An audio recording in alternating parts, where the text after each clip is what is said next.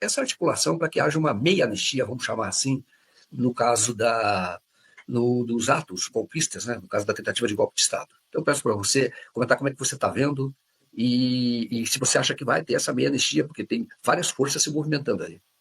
Joaquim, eu não tive tempo, essa semana está uma semana muito tumultuada, eu não tive tempo de conversar com alguns atores que estão postos na imprensa como sendo quem estão articulando essa anistia.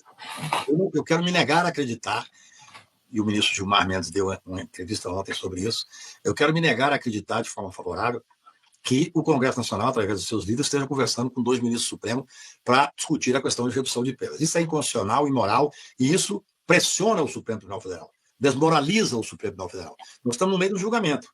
Já foram condenadas 408 pessoas. Por que as penas são altas? São altas, são altíssimas. Porque os crimes são gravíssimos. E são 5 crimes. O Supremo, que é um poder inerte, só é ser provocado, recebeu uma denúncia do Procurador-Geral da República que optou por acusar 5 crimes.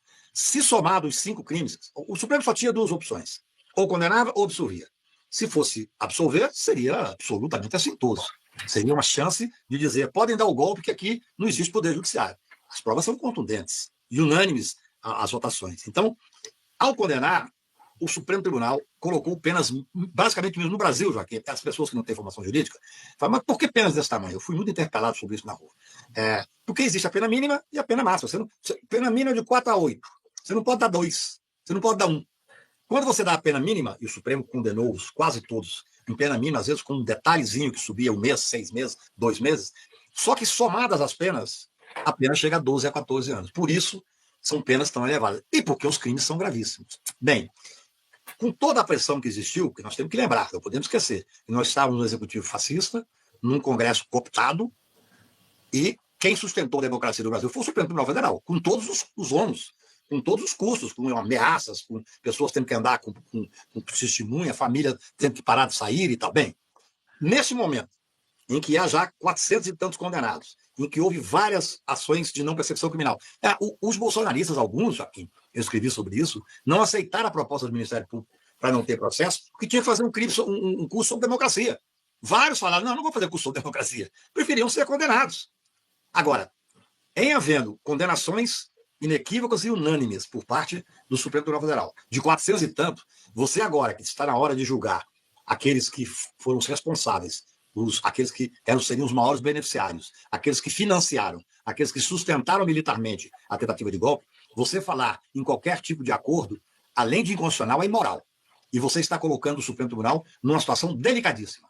Você está abrindo as portas, se passar, eu não acredito que passe, não sei nem se existe essa manipulação que está sendo tentado fazer, mas se passar, nós estaremos dizendo aos golpistas o seguinte, podem continuar o golpe, porque o golpe não parou ainda não foi terminado o julgamento.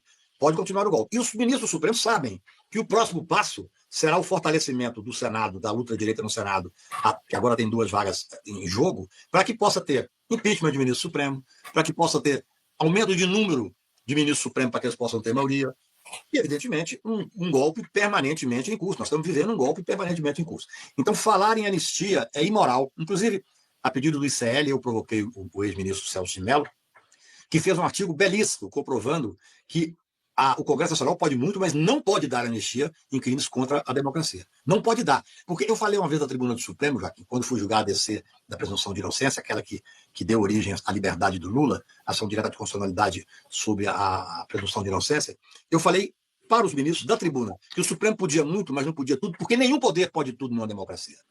Nenhum poder. No Estado Democrático de Direito, nenhum poder é absoluto. Nem o Congresso Nacional. Ele não pode tratar de anistia.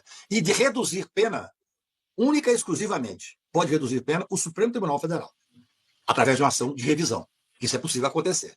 Agora, falar em meia anistia, em anistia apenas para aqueles que já foram condenados, vai fazer o quê? Vai desfazer, é o Congresso desfazendo o julgamento do Supremo? Acabou o Estado Democrático de Direito.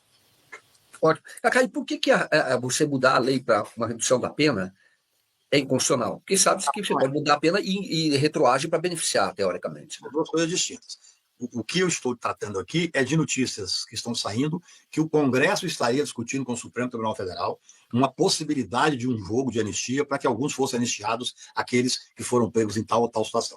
Isso é inconstitucional, isso é imoral. O Congresso Nacional, evidentemente, tem o poder de passar, por exemplo, tem uma tipificação criminal, uma daquelas que houve condenação. Ele pode chegar e dizer que a partir de agora a pena é menor. Isso. E as penas podem retroagir para beneficiar, felizmente. Esse é um princípio constitucional e um princípio amplamente aceito no processo penal. O que as pessoas não... que para compensar, fala assim, não, mas tem que aumentar, nesse mesmo projeto, tem que aumentar a pena para os líderes. Isso não pode. Dos fatos já ocorridos, se tiver um projeto que diz o seguinte, tal crime, a pena que é por hipótese, de 3 a 9, passa a ser de 1 a 3. Pode. Isso vai mudar a pena, Joaquim? Não. No meu ponto de vista. Por quê? Porque a pena foi fundamentada de acordo com aquela lei que estava vigindo. Se o ato deixar de ser típico, deixar de ser fato típico, deixar de ser crime, aí sim beneficia. O cidadão foi condenado por um ato tal, porque à época era crime. O Congresso Nacional soberanamente vem e diz, olha, isso agora não é crime mais. Atentar contra a democracia deixou de ser crime. Você pode atentar contra a democracia. Não tem problema, entendeu? Se o Congresso Nacional fizer isso e essa lei for sancionada, aí, evidentemente, vai beneficiar. Agora, se o fato de diminuir pena ajudará numa possível revisão criminal. Essa é a minha visão. Não é uma visão jurídica pacífica, não. Você vai entender que alguém... Não, mas vem cá. Ele foi condenado a pena mínima era 3 anos. Agora a pena mínima é 1 ano, já passa para 1 ano. Opa, vai para uma revisão criminal discutir isso.